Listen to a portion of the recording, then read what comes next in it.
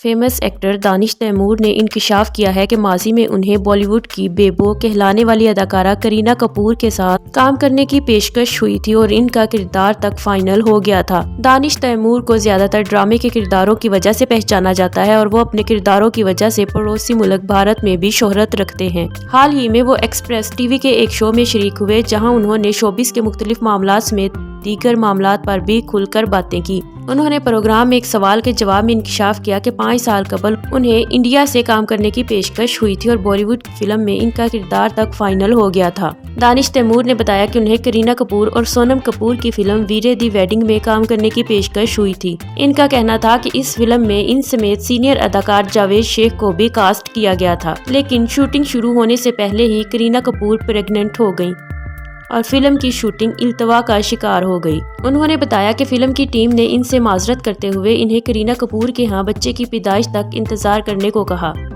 लेकिन तब तक पाकिस्तान और भारत के दरमियान कशीदगी भी हो गई और फिल्म का हिस्सा भी ना बन सके। दानिश तैमूर के मुताबिक पाकिस्तान भारत की कशीदगी के बाद फिल्म की टीम ने इनसे माजरत कर ली। उन्होंने बताया कि करीना और सोनम कपूर के साथ काम करने की पेशकश पर इनकी वाइफ आयजा खान काफी खुश हुई थी, मगर अफसोस की किस्मत में इनका बॉलीवुड में काम करना नहीं लिखा हुआ था।